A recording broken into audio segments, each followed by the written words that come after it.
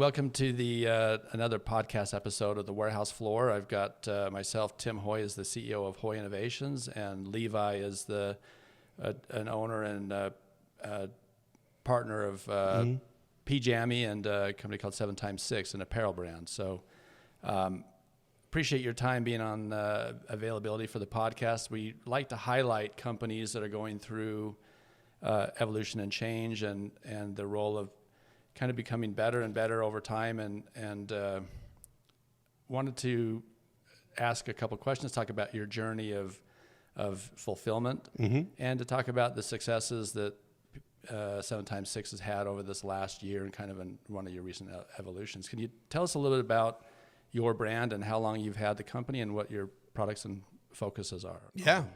Thanks for having me. This is definitely a cool experience.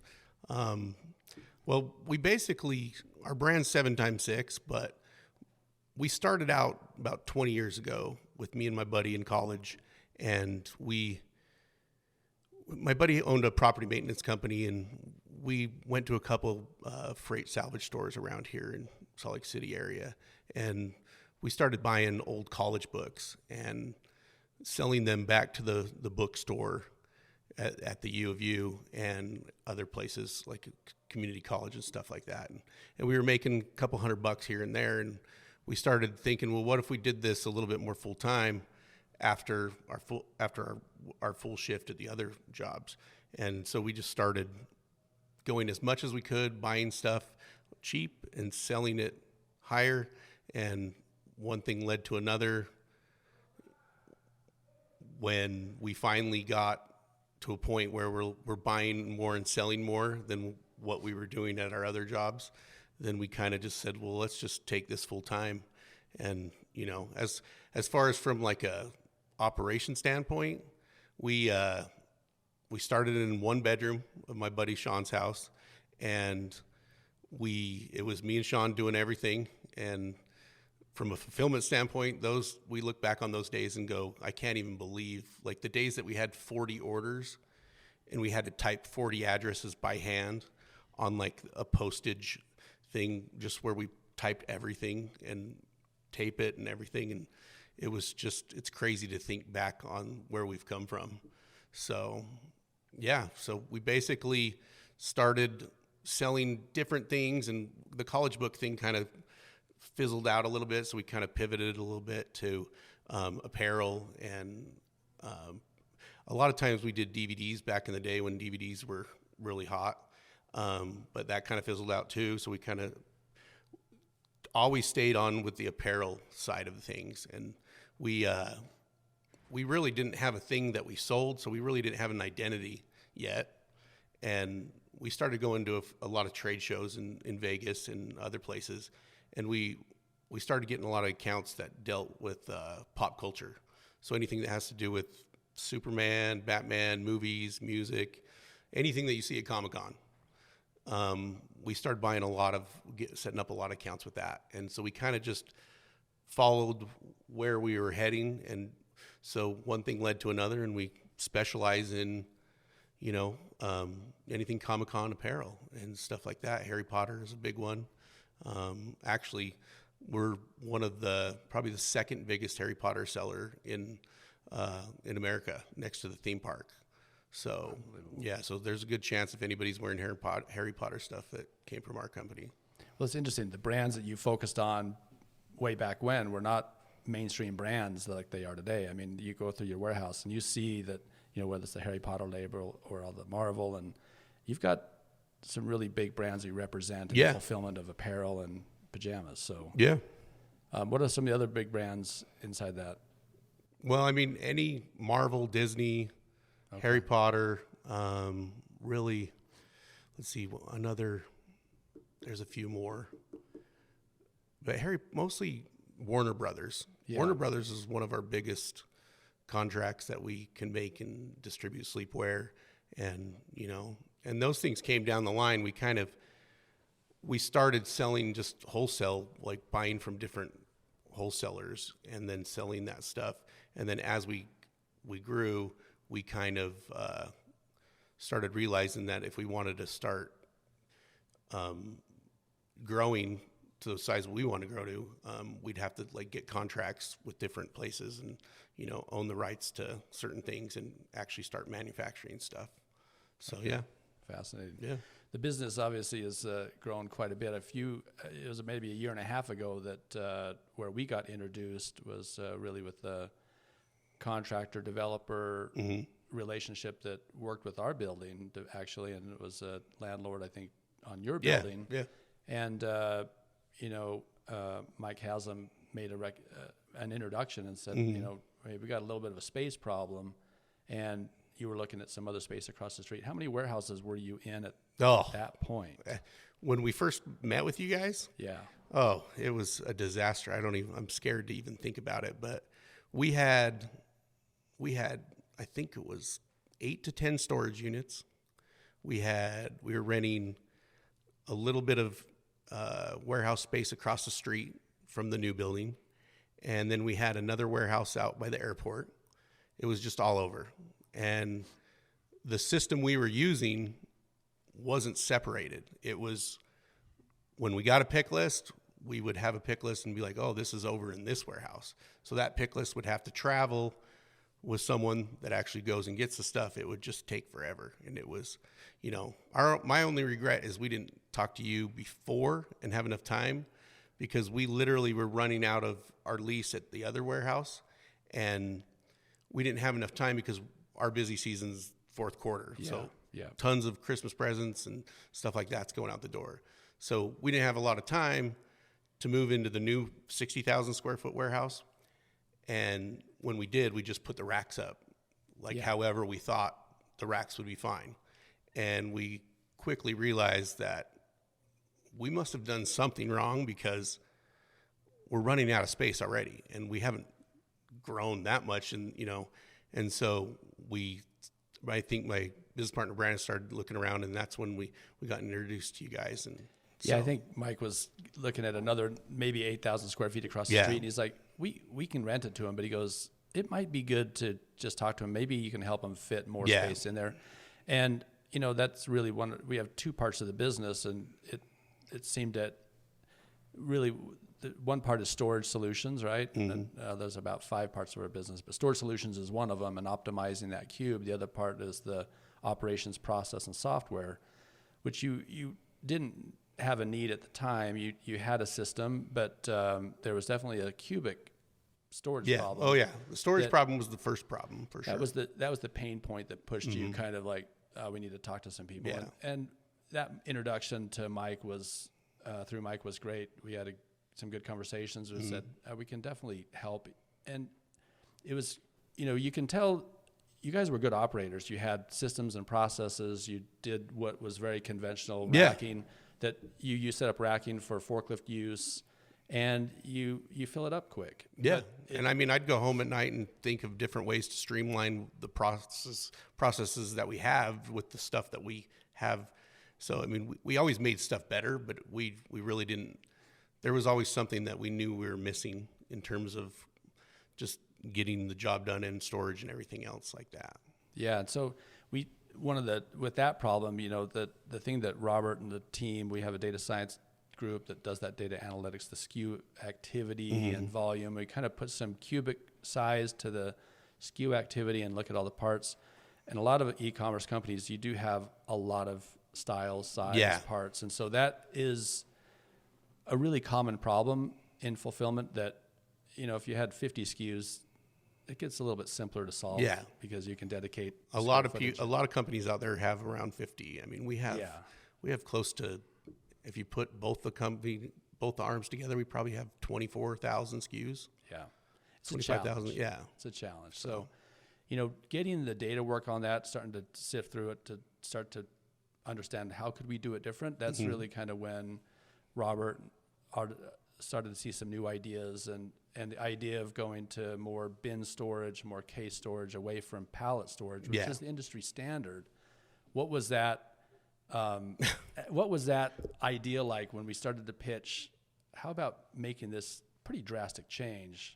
Yeah. Well, one thing we've always done is when we started growing from bigger warehouses graduating into bigger warehouses, we've always had a forklift in terms of, and an order picker. So we always thought you had to be pallet, you put your racks up and you have pallet spots, and that's where it is. So when you guys introduced the idea of being a carton company rather than a pallet company, and it kind of threw us for a loop a little bit. Like, is that even possible? Like, I don't even understand the process, how that would work. And so it was a little bit shocking, but we knew we were doing something wrong because we had just moved into the brand new warehouse, 60,000 square feet, and we put the same stuff in, and our new trucks came in for the fourth quarter, and we were out of room. So we literally shouldn't have been out of room. And we were, at the warehouse before, we were at 16,000 and 25,000 square feet in two different warehouses. So we definitely, the new 60,000 foot square warehouse definitely had more spots to put inventory in, but we could not, for the life of us, understand how we were running out of space. And when you guys came in and did the study, it's just a matter of changing your thinking. Now, not everybody is easy to flip a switch and change their thinking, but one thing that me and my business partners are really good at, we don't mind change. Yeah. If we can think about it and like, hey, this might work, a lot of people really don't like change, and there was a few people in the warehouse that, like, this is never going to work, and we actually lost a couple. We lost one management position that he was just not for, changing the warehouse around. Yeah. So, yeah. Well, the changes, and it is a challenge, and most people don't love it, but people do get comfortable with it, right? Oh, yeah. And I think that's obviously the benefit to businesses. Any business that is anticipating the need, it's obvious, and they're like, I'm up for the challenge. Ultimately, I think they're all going to be better companies. Yeah.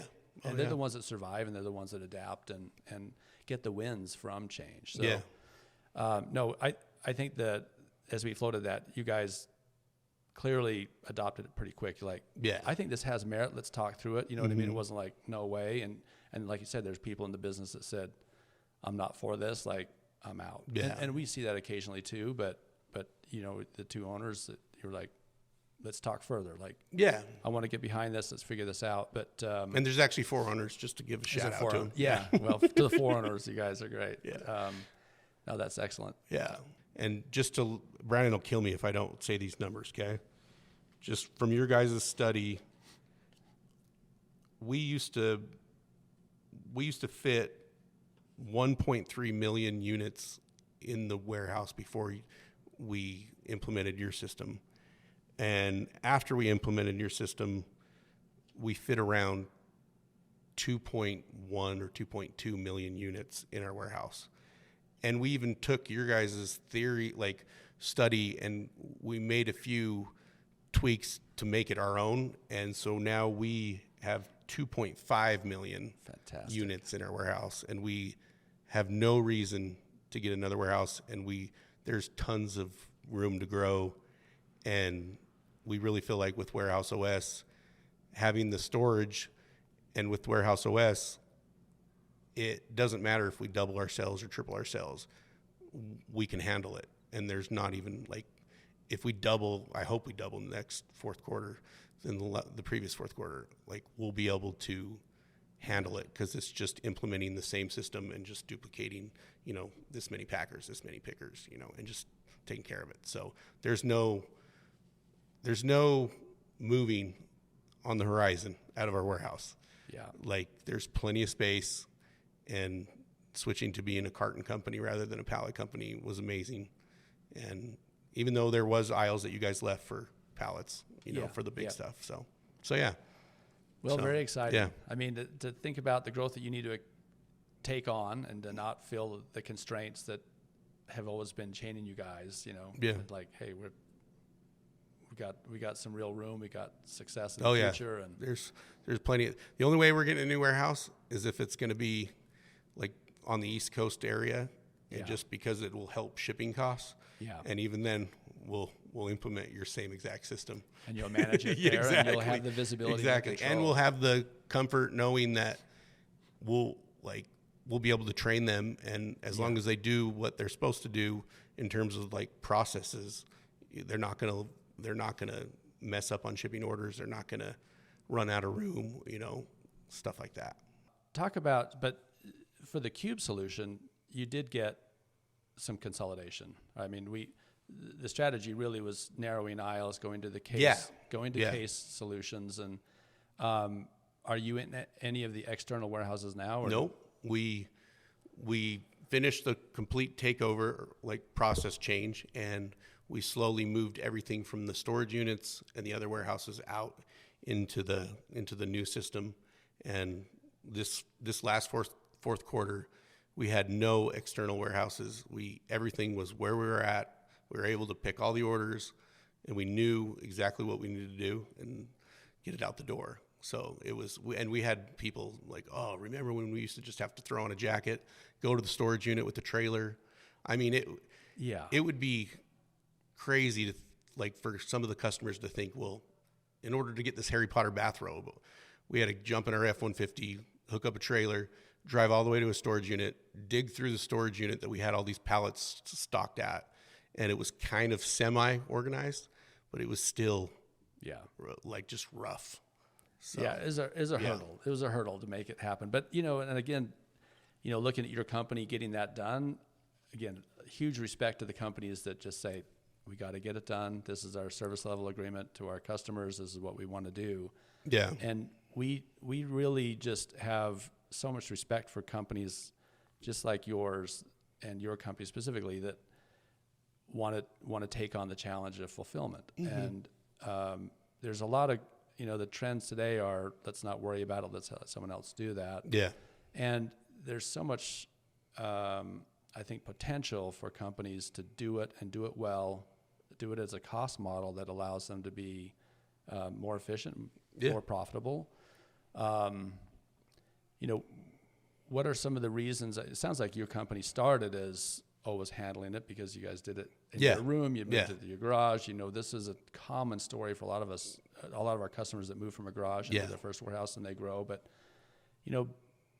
what do you think are the differences for your company that puts a focus to that fulfillment? Well, I mean, number one, nobody's going to treat our orders with urgency and the respect that we want them to be treated with unless it's us. I mean, you can't, you have everyone trying to go into drop shipping and stuff, but the bottom line is any company that's just fulfilling for other people, there's going to come a time where either they're backlogged or something, and somebody's orders are going to get left behind. And so by us controlling everything, we can make sure that the number one thing is we want to make sure the customer gets their product on time, fast, and because everything we sell on, we're a big marketplace company, your Targets, Walmarts, Amazon, stuff like that. They all have metrics. And if you don't keep those metrics and keep the customers happy, you can get shut off, you can get your account canceled, and companies that just fulfill for other people, we really don't see that they care as much as, no one's going to care as much as we are about, the customer's orders, No, I think that's true. I mean, especially, there's a lot of great 3PL solutions that are great operators. Yeah. Oh. And many of them do a great job. But the fact that you are saying no one cares as much as we care is absolutely true across the board. It's your products, it's your brands, it's your company, it's your customer touch. And taking that ownership role, I think it's a big difference. Yeah. And, and the advantage of not breaking that cycle or breaking an order or, breaking a promise to a customer and having that bad experience, those are painful and they cost your market share. So, the fact that you've taken that on and always, kept it in-house has obviously promoted your brand. And we started way back before drop shipping was the rage and stuff like that, where we just knew if we wanted to sell something, we needed to buy it and then sell it, and so when you hear people talking about, well, I mean, I bought a pallet of this, but it's stored at this place, and sometimes I don't understand how they can put stuff up for sale and just feel like everything's going to go through. Right. Because I've seen and had some horror stories. I mean, we've done it before because there's different strategies to get stuff. You know, you kind of want a warehouse here in the central, like western side, and then maybe on the East Coast, you know, to save a little bit on shipping. So we've looked into, you know, we've had a warehouse in West Virginia or in Virginia, and, you know, it worked for a while, but in the end it was, you know, you just have to close everything up because something went wrong in terms of, you know, it's just, they weren't giving it the love that we needed it to, you know? Okay. So, one of the other discoveries that we looked at in the analysis and the engineering study that we were doing with your company was the potential of software changes and maybe looking at our WarehouseOS product. Yeah. We talked a little bit about that. In the early days, was it going to be an advantage to you, and would there be a benefit?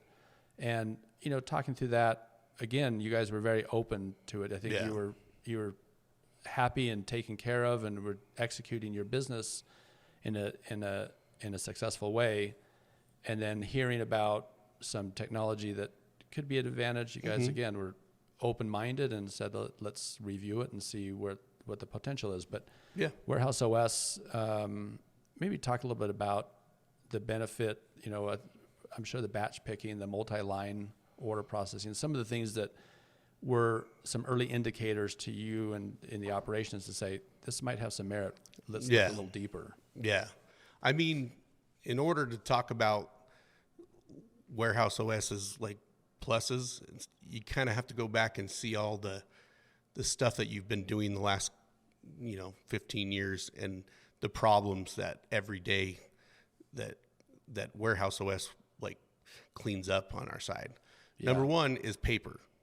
Yeah. I mean, for years we've had paper pick lists, and I can't tell you how many times I've done a walk through the warehouse just to see if everything was going right, and I found a pick list just sitting on the floor, or I'd find a label sitting on the floor.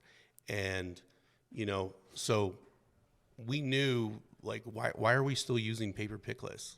Like, it's crazy to me that with all the technology, like, that was one of the questions me and Brandon would always ask was, like, why are we still printing paper pick lists? You know, so it intrigued us by WarehouseOS only using, you know, iPads and not having to give out a bunch of paperwork to everyone, and trusting that those employees will go out and, you know, keep the paperwork and actually do what the paperwork says. So the WarehouseOS, you know, solved that problem. A lot of times there was tons of mispicks. So mispicking was, we knew we had a big problem with mispicks every Christmas. We'd have tons and tons of pallets of just, when it finally got to the end where it was supposed to ship out the door and it wasn't the right product, we would just throw it in a pile. And at the end, like in January and February, it would take months for us to actually put all that stuff away, which means it wasn't up for sale. Right. You know, so eliminating mispicks was a big problem that we needed to do. And WarehouseOS addresses that by, you know, by doing one line at a time, one order, and it's either yes, pass, or fail. I mean, it's pretty simple. Yeah. It's nothing. It's not too complicated, other than it either is the right thing for the order or it's not the right thing for the order. You know, and that's one of the best things that I like about WarehouseOS is I can walk out in my warehouse at any given time. Like, it doesn't even matter what part of the shipping day is, or it does not matter. I can tell you exactly where every order is at any given moment. So if I get an urgency email and they say, well, I definitely I'm canceling this huge order. And, you know, it used to be with our old systems, we would just email the customer and go, oh, we're sorry. It's the paper pick list been printed. I have no clue where it's at. It could have been shipped already. It could have been, you know, but we're WarehouseOS. We can look up that order number and I could find out if it's on aisle 5 with, you know, Isaiah picking it. It's already in his cart, or it's going to be picked on the route that he's going to be picking.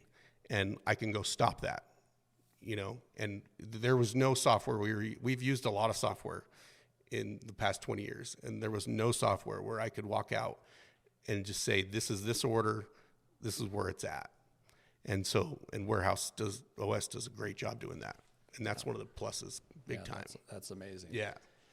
How about the picking efficiency in the day? Like fourth quarter is obviously the sprint, and everyone's working hard, and like finish times during the day. Yeah. Prior to finish times during the day with systems. I mean, well, what are some of the benefits there? It's like night and day. So in order to get a real good picture of like what we used to do, I could walk you through a little bit of a day, what we used to do during the fourth quarter.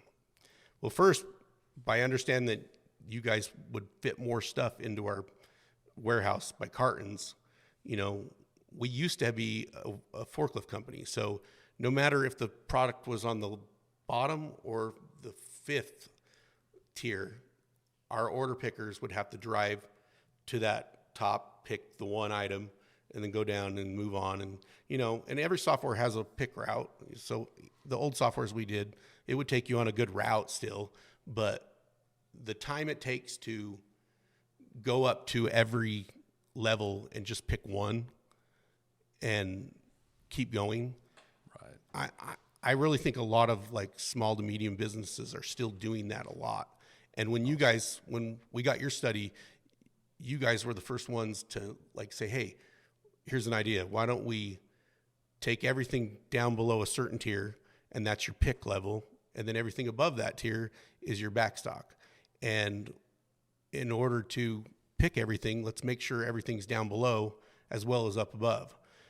So in terms of just like having everything down below, it's amazing.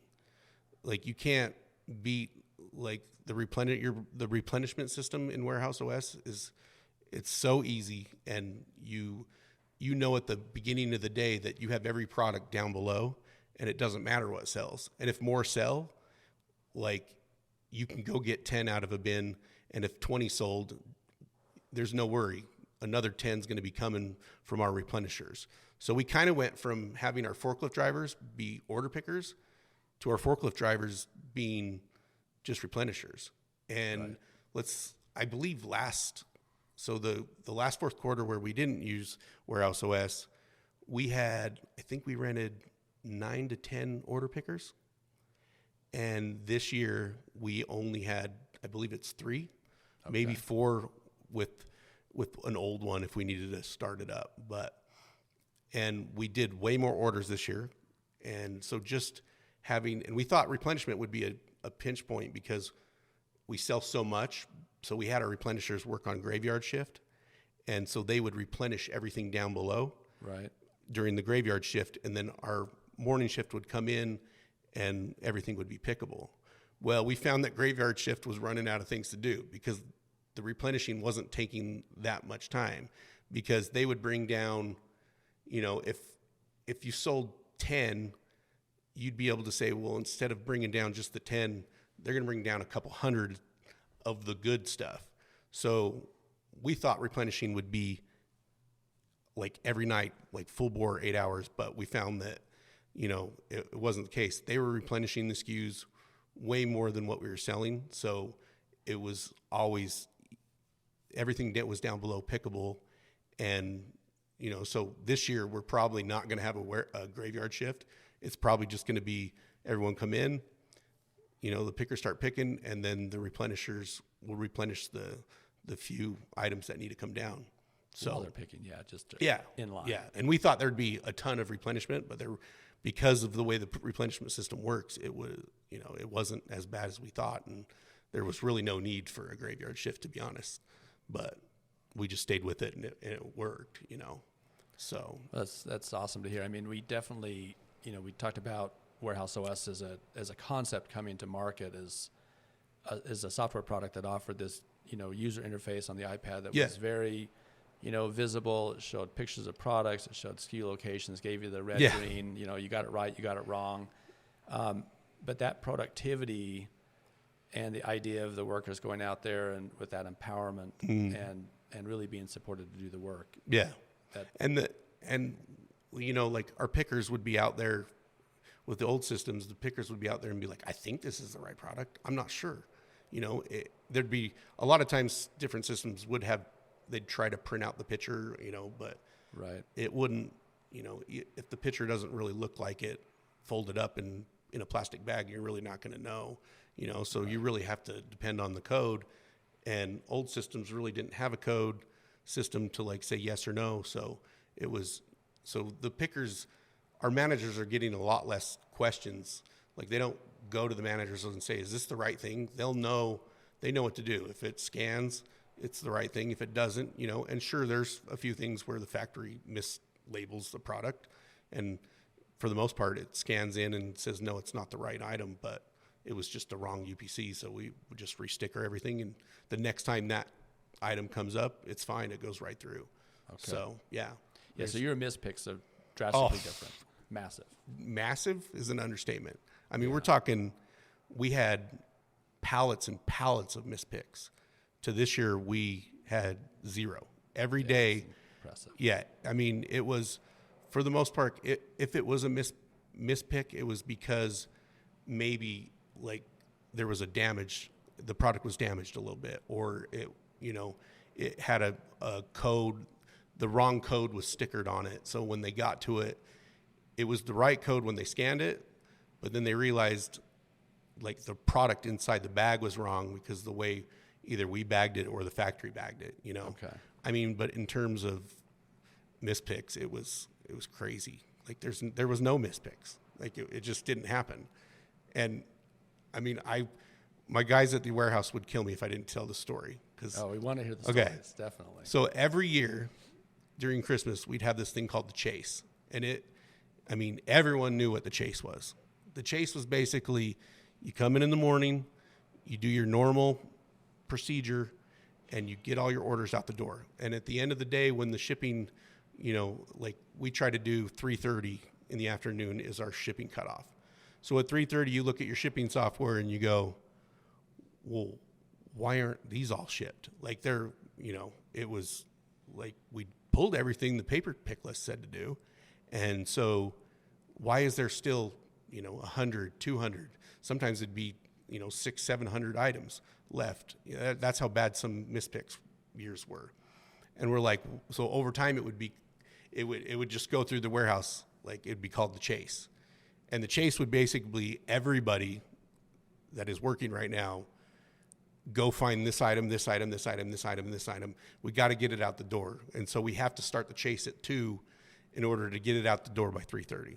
And the chase is crazy. Like it would be all people, hands on deck. It would be people that didn't work in the warehouse. It didn't matter. It's like, I need a size large of this. I need and it would just be, and it would be all because of mispicks. And sometimes the chase would have a second small minor chase because people that don't know what's going on would pull the wrong thing because they think they're going to the right spot. Right. So it, like over the years, it was just, the chase. Like it's time to do the chase, and no one liked it. I mean, it was awful. You're there, Brandon's there. Everyone. Yeah. I mean, it did not matter who you were or where, you know, those customers needed their product, and you can't just say, well, we mispicked a couple hundred of those. We'll get them tomorrow. Yeah. You know, when it's so the chase was just it's like everyone hated the chase. So this year, there was people that thought there would be a chase, and there was people like, I don't think there'd be a chase. And we got to the point where our warehouse manager, Bridger, he's just like, remember when we used to do the chase? That's crazy because now there's no chase. Like it's, you get the order or you don't get the order. And now, sure, sometimes our counts are off, but you short pick it and you move on. And, you know, when it comes time to shipping, the short pick goes to a report to the customer service and say, we really don't have it. You know, it's not, we know that it's not there, you know?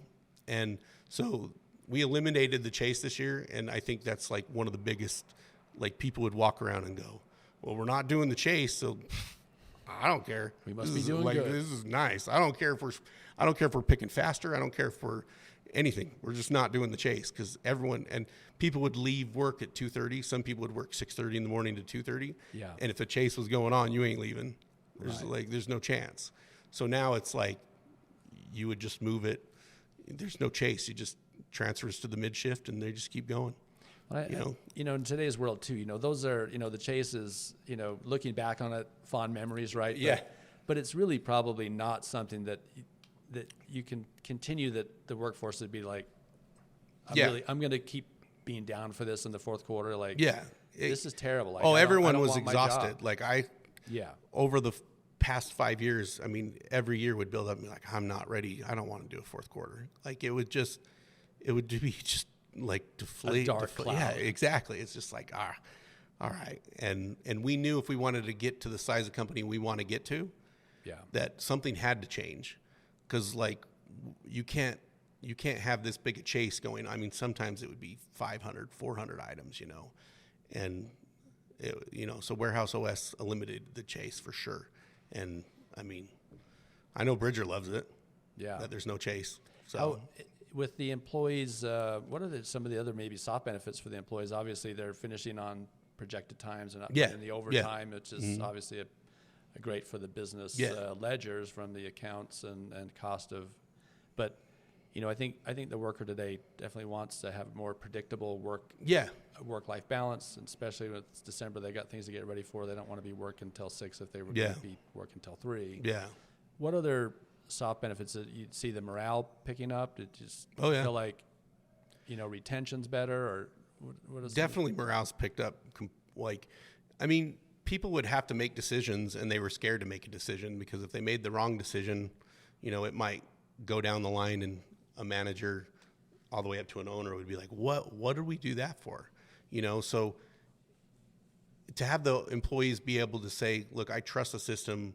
This is the right, and digging through boxes. Like the fact that when your guys' study came in and you said, let's put some totes down below, and the way it's set up is everything's a bay, there's tiers and each tier has a tote, and they just go right to it. Where we would dig through pallets, like literally, and employees would just be like, they'd be pissed off. I mean, there's just no other way to put it. Yeah, like this is a burden. It's just like I'm sick and tired of digging through all these boxes. Even though a pallet, we tried over the years to, stripe a pallet. We'd be like, make little lanes of the pallet. This is one product. This is one product. This is one product. But over time, picking it just gets jumbled. Where the totes, I mean, they literally look at the iPad and go, okay, bay 5, level 4, tote 6, right there, and boom, you're there. And every tote, there's the large totes have only one SKU inside of them, so you don't have to think, you don't have to dig through it. You just grab it out of that tote, and if you read the iPad right, you're just sticking your hand in the tote and grabbing it and scanning it. And 9 times out of 10, if it's wrong, you put your hand in the wrong tote. It's not because the product's wrong. It's because you were trying to go a little bit too fast. I mean, you're going fast, but sometimes you'll go, tote 6 and you'll stick your hand in tote 5 and grab it. But that's what the scanning's for. Yeah. It'll say, look, put this in your cart, or don't put this in your cart, So digging through boxes, I mean, employees love that there's no digging through different things. And being able to make decisions and, just like less stress of being in charge of, a huge pick list, because we'd give an employee like 5 pages and another employee would finish another 3 pages.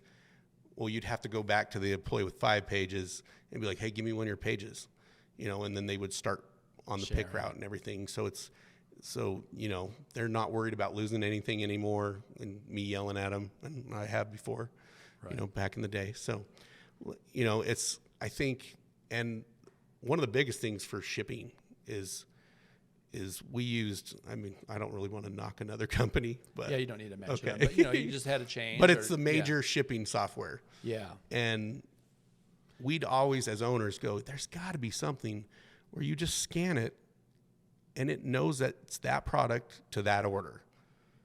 And nobody would build this thing. Like, nobody. For years, I'd be saying, I don't understand why my guys have to look up an order and find the right order, right. Yeah. And that's part of where the chase came in. Someone would get, let's say, a Harry Potter bathrobe, right? It would go through the whole pick system. It would come to the shipper, and then the shipper would scan the product in in the dashboard of the old shipping system, and it would bring up every order. And some of those orders just came in like 2 minutes ago. Right. So they weren't printed on our pick list. So if the shipper picks the wrong one of the newer orders, then the older ones won't get printed again. So that becomes a chase item. And so it just like compounds over each other. So we would try things like, oh, don't ship anything that's, under 12 hours old. You got to ship everything from the oldest to the youngest that comes in. And so just the fact that you guys perfected the system of you scan it and a label comes out. And it doesn't matter how many are in the cart. It could be 5 of the same thing. It's just there's 5 orders for that item and there's 5 things in that cart. And it scans and it comes out. So like shippers were stressed out about doing shipping.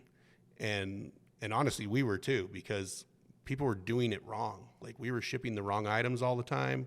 We were, and just the fact that you can scan it and the label comes right out, you don't have to have them like scroll through any screens and pick which ones. And the way we knew for sure that this was the right software this year was we didn't hire any more temps, and because usually what we do is we bring in like anywhere between 20 to 30 temps, and just they work every day. Well, on the days that we were going to have an uptick in orders, that we needed more iPads and more shipping stations, we would just have a company. They're called Bacon, and I think they're out of Utah here, but they're great. They have warehouse workers show up just for that one day, and you can put them on a shipping station. So the old softwares, there was no chance we could do this because we had to have the temps come in like probably in October, teach them how to do things, where WarehouseOS, they literally would show up the day of. It would take about 5 minutes to show them, look, you take the product out of the cart, you scan it, a label comes out. If by chance a label doesn't come out, it'll be an air label. Stick it on the package and then go give it to this manager, and then they'll take care of it. And then, so, I mean, you literally could train a brand new employee to ship off the street in 5 minutes. Yeah. And there'd be no... How long do you think you could train a picker? Picker might take, 10 to 15 minutes. Yeah. It depends if they grasp the concept of the location numbers, like the bays, the tiers, which is really easy. Yeah. Yeah. Yeah, but to be in a paperless environment, Yeah. picking or shipping, 5 to 20 minutes training for a new employee or a temp. It's insane. It's game changing. Yeah. Right. I mean, it was... What were the level of, I mean, obviously, years before you had 20 to 30 temps. What was your temp loads this year? We did not. We got rid of one temp agency and we just used the one app, and I think we only used them a couple days. Oh, really? Yeah, and we had no overtime. So this is the first year where we didn't pay overtime to any of our employees because we got stuff done and we really didn't need to stay after. And, I think I wrote down a couple things. Yeah. Before, let's see. Yeah, our old systems, our pickers would pick about 50 an hour, 50 orders an hour. Yeah. And after we've started with WarehouseOS and implemented your study, we were, the average is about 100 an hour. Okay. Of picking orders. Some people got up to about 120, 130 an hour, depending on, obviously how fast you walk, how fast you just want to get after it, Yep. And then shipping tripled. Like shipping took so long. Shipping took forever. So it tripled. I mean, one shipping station,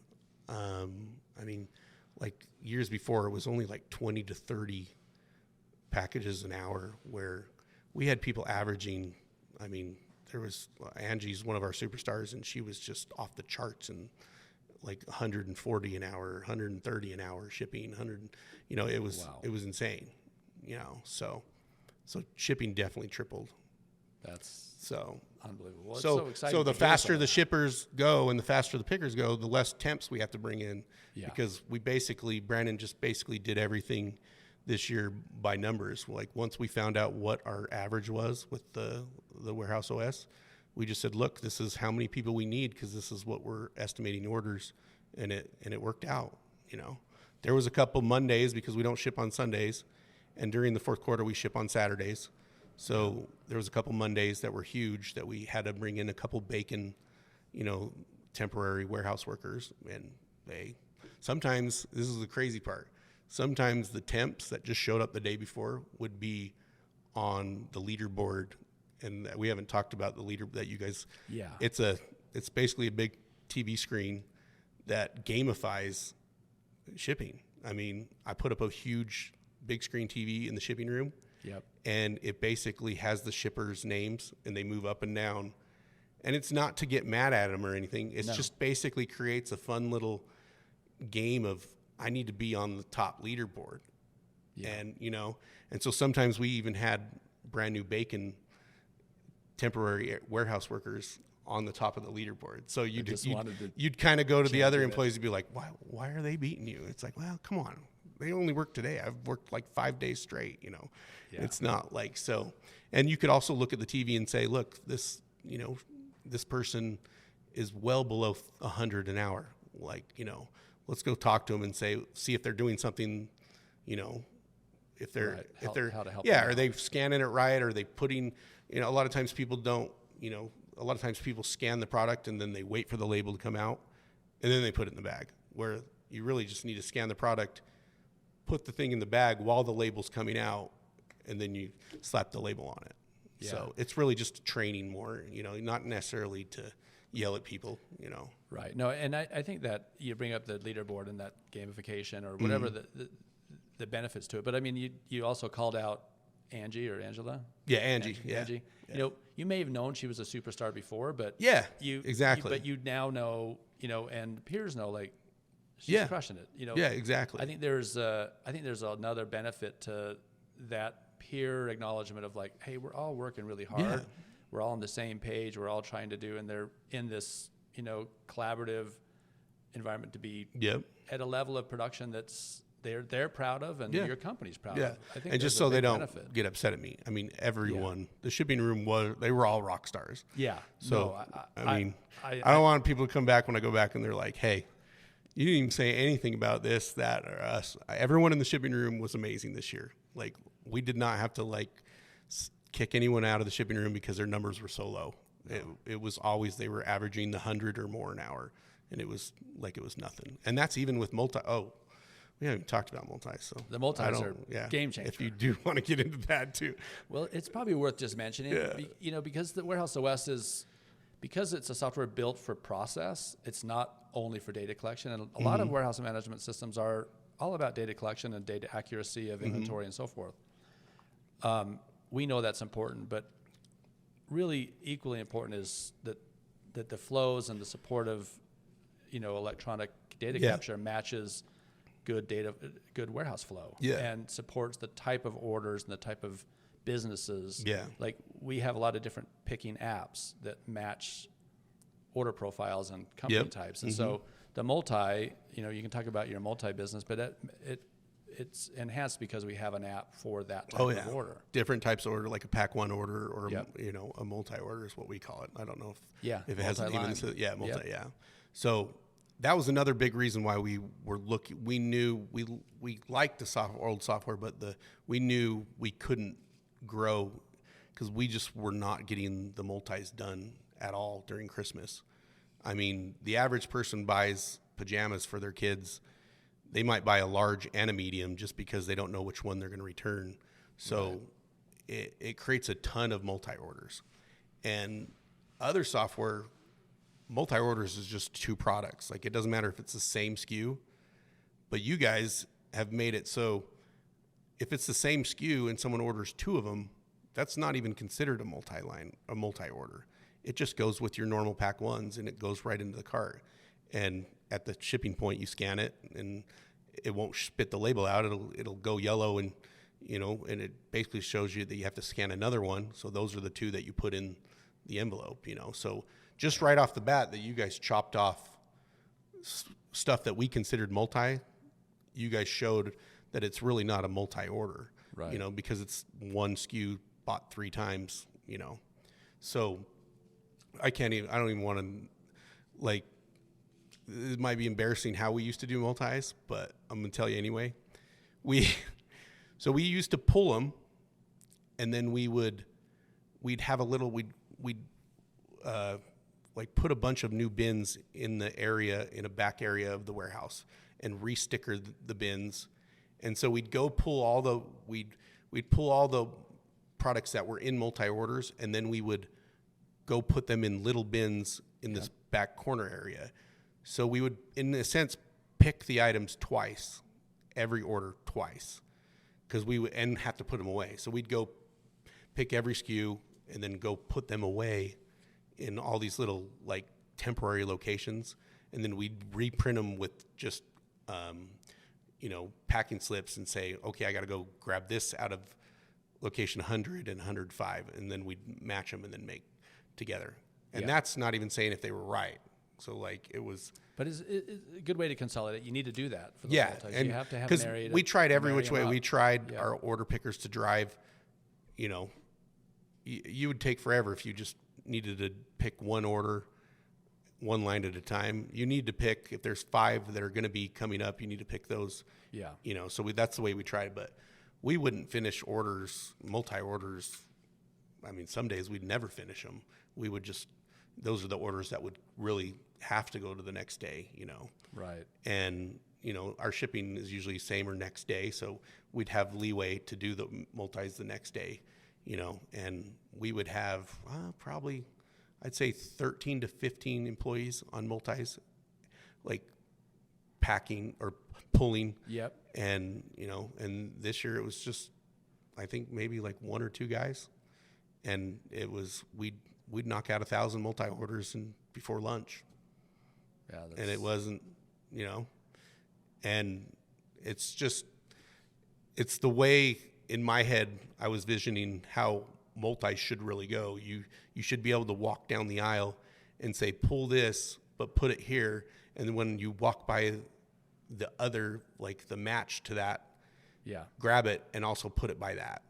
Yeah. And we really couldn't find any software that did it until we found you guys.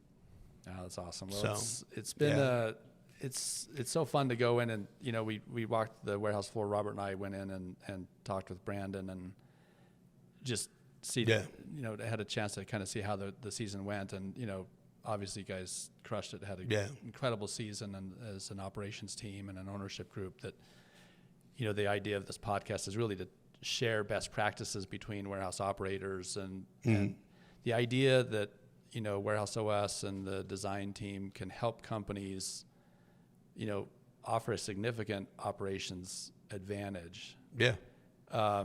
It's exciting to hear, and that's why we wanted to see if you'd take the afternoon and spend a minute on this podcast. And it's actually really cool.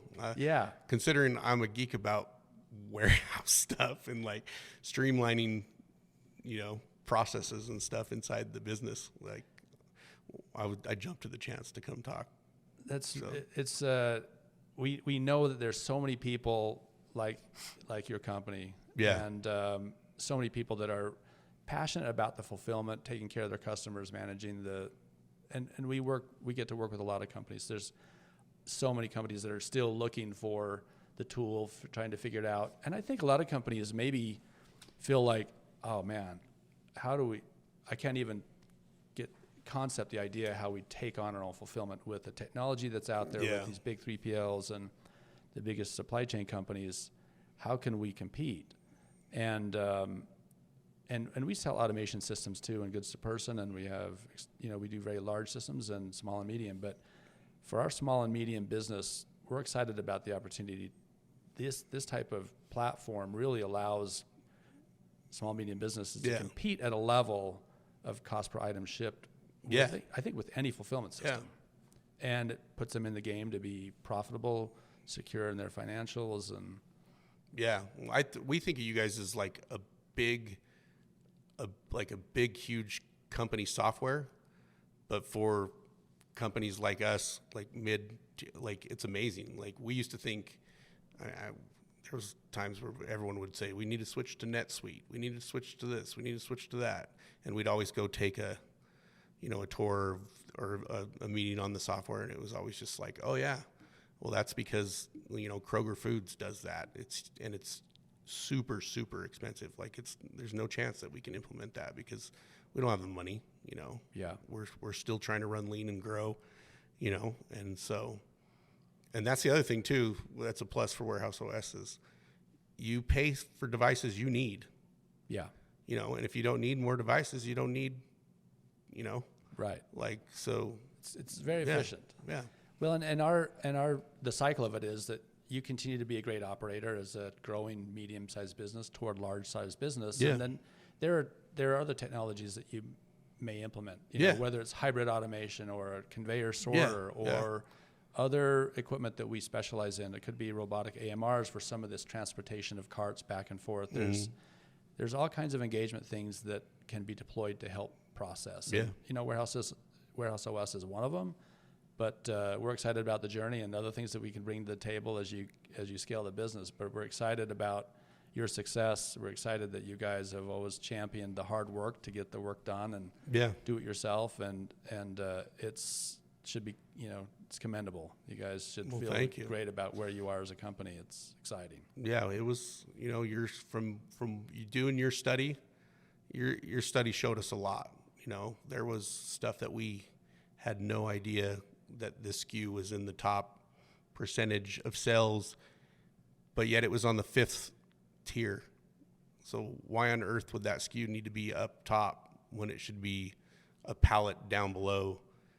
So if it's in our top 10, so like I would definitely say for companies that are like, they know something could be better, I would say let other people look at from the outside, because you're like, we had blinders on of like, this is the way you do things. We just got to make it better. But having a company come in and do a study and say, well, look, this is what we, this is what we think. And, an outside perspective helps a lot. Congratulations on the success, Levi. We appreciate you being a member of the podcast and sharing your experience. Cool. It's huge, and there's so much education out there. Again, commendable for you guys to being so open-minded, and we love that you guys are so dedicated to your business already. That's where we get the most collaboration, is where there's people that are operating, they're looking for better tools. Yeah. Our collaborative conversations, your solution is specific to your company based on your data, and it doesn't mean that the next company, there might share some similarities, but it won't look like yours. It's specific to what their business is, and there's but so glad we found a footprint that worked for you, and you guys have had great success. We can't appreciate you more, and appreciate you being a client and a friend. So thank you. Well, thank you. It's been amazing. Appreciate it. Yeah.